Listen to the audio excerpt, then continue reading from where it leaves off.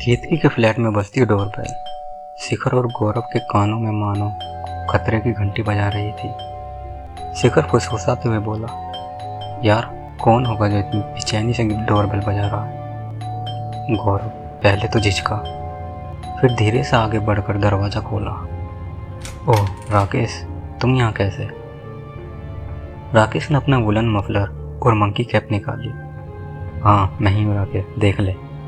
ऐसे बोल रहा है जैसे कोई भूत देख लिया हो। ओह राकेश, तूने तो हमें डरा ही दिया था यार, शिखर आगे आते हुए बोला। अरे शिखर भी यहीं है? राकेश थोड़ा हैरानी से बोला। क्या बात है, कोई पार्टी वार्टी है क्या यहाँ?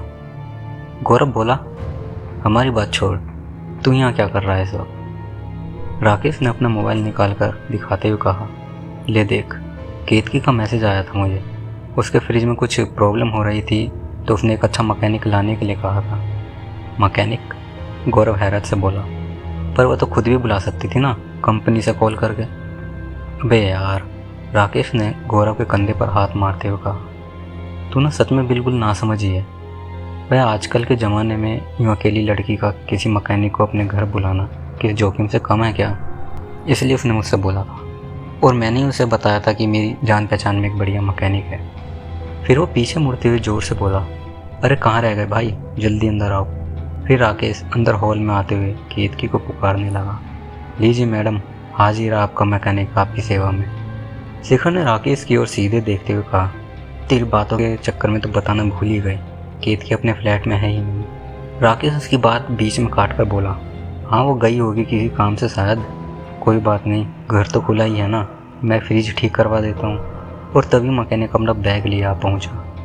चलिए साहब जल्दी कीजिए, फिर मुझे अपनी कंपनी में भी जाना है। तभी गौरव उसे हाथ से इशारा करते हुए बोला, फ्रिज तो बिल्कुल ठीक ठाक है, कोई प्रॉब्लम नहीं है इसमें। अरे तू मैकेनिक को देखने तो दे एक बार, राकेश थोड़ा चिढ़कर बोला। शिखर अब जोर देते हुए बोला, ओह हमें केतकी नहीं बोला है, वो कुछ देर पहले ही किसी ज़रूरी काम से बाहर गई है और हम भी बस जाने वाले थे। राकेश ने थोड़ा रुखाई से कहा, हाँ तो अब 10 मिनट और रुक जाओ ना, जब मैकेनिक आ ही गया है तो फ्रिज भी देख लेगा वो, फिर हम सब साथ में चलते हैं। वे यार, ये राकेश तो कमबख्त पीछे ही पड़ गया फ्रिज के। शिखर ने मनी मन राकेश को कोसा। गौरव सोच ही रहा था कि कुछ राकेश उस मैकेनिक के साथ अंदर की ओर चल पड़ा। शिखर उस ठंडी में भी डर से पसीना पसीना हो रहा था। तभी अचानक ही लाइट चली गई। ओह गॉड, ये क्या हुआ?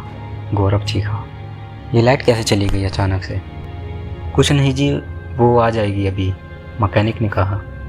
शिखर बोला, चलो अब हमें भी यहाँ से चलना चाहिए, यूँ अंधेरे में बिना लाइट आए फ्रिज तो चेक नहीं हो पाएगा अब। उसकी बात पूरी हुई भी नहीं थी कि लाइट आ गई। राकेश मैकेनिक से बोलता, चल अब जल्दी जा और फटाफट चेक कर ले। मैकेनिक के पीछे पीछे शिखर और गौरव यूँ चल पड़े मानो किसी ने उनका खून चूस लिया हो। राकेश बोला, तुम लोगों की तबीयत ठीक तो है ना? गौरव ने सिर्फ सिर हिला दिया। उसका पूरा ध्यान फ्रिज पर लगा हुआ था। मैकेनिक ने फ्रिज का डोर ओपन किया और शिखर गौरव पागलों की तरह चिल्ला पड़े। फ्रिज के अंदर से समीरा की लाश गायब थी। क्या हुआ, क्यों चीख रहे हो तुम दोनों? राकेश आंखें फाड़े उन्हें हैरत से घूर रहा था। शिखर ने किसी तरह कंट्रोल करके कहा, कुछ नहीं, बस शौक जैसा लगा कुछ, लगता है फ्रिज सच में ख़राब है। गौरव तो इतना सन खड़ा था मानो कोई सांप देख लिया हो उसने। शिखर ने गौरव के कंधे पर हाथ रखते हुए कहा, बहुत देर हो गई है, अब हमें भी चलना चाहिए। गौरव किसी तरह से हिम्मत जुटाकर बोला, हाँ भाई चलते हैं। मैकेनिक को दिखाकर तुम फ्लैट का डोर बंद करके चले जाना, बंद करते ही ऑटोमेटिक लॉक हो जाता है। पता है यार मुझे, राकेश बोला, आजकल सब फ्लैट में इसी तरह के डोर लॉक होते हैं, बंद करने के लिए नहीं, सिर्फ खोलने के लिए चाबी की ज़रूरत पड़ती है। ओके तो चलो हम चलते हैं, शिखर ने कहा और फिर वह गौरव के साथ फ्लैट से बाहर चल पड़ा। लिफ्ट में पहुंचते ही शिखर जैसे फट पड़ा, ये समीरा की लाश कैसे गायब हो गई, और गायब होकर गई तो गई कहाँ? गौरव ने उलझन भरे स्वर में कहा, वह कहीं भी गई हो, हमें क्या? पागल हो गया है क्या तू? शिखर चिल्लाया, अगर वो लाश राकेश को फ्लैट में मिल गई तो पुलिस को बता देगा कि हम दोनों को उसने यहाँ देखा था। अरे भगवान, गौरव ने यह कहकर अपना सिर थाम लिया। परसों मेरी वाइफ भी वापस आ रही है, अगर कहीं उसे इस मामले की जानकारी हो गई तो बस मेरा खेल ख़त्म। शिखर धीरे से बोला, यही तो, मेरी वाइफ तो खुद एक वकील है, डाइवोर्स देने में जरा भी देर नहीं करेगी वो तो। हे भगवान, अब क्या करें। तभी गौरव के मोबाइल की रिंग बज उठी। उसने देखा सूरज की कॉल आ रही थी। ओह, सूरज को तो कॉल करना भूल ही गया मैं इस राकेश के चक्कर में, उसने बोला। फिर उसने जैसे ही हेलो कहा, उधर से सूरज की घबराई हुई आवाज़ आई। हेलो गौरव, कहाँ हो तुम?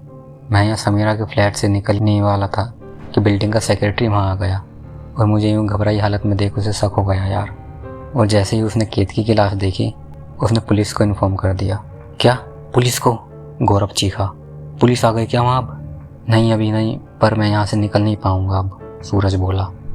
ओके ओके, चल ठीक है, गौरव ने कहा, और इतना कहकर उसने अपना मोबाइल बंद कर दिया। फिर शिखर से बोला, चल अच्छा ही है सूरज यहाँ नहीं आ रहा, अब हम भी चुपचाप अपने अपने घर चल जाते हैं। फिर उसने एक टैक्सी रोकी और दोनों चल पड़े अपने घर की ओर। अभी आधे ही रास्ते में पहुँचे थे कि दोनों के मोबाइल पर एक साथ मैसेज आया। मैसेज ओपन किया तो एक वीडियो थी जो केतकी के नंबर से आई थी। केतकी का नंबर एक्टिव है?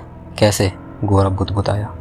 जैसे ही वीडियो डाउनलोड करके देखा, उन दोनों की हालत इस कदर ख़राब हो गई मानो प्रलय आ गई हो। वीडियो में शिखर और गौरव दोनों ही फ्रिज का डोर ओपन किए खड़े दिख रहे थे और खुले फ्रिज में दिख रही थी समीरा की लाश। अब आगे और क्या होने वाला था? हे गाइस, अगर आपको हमारी ये कहानी अच्छी लगी हो तो प्लीज़ लाइक करें, कमेंट करें, शेयर करें एंड ज़रूर से ज़रूर सब्सक्राइब करें ताकि आप हमारी इस कहानी का नेक्स्ट पार्ट मिस ना कर सकें।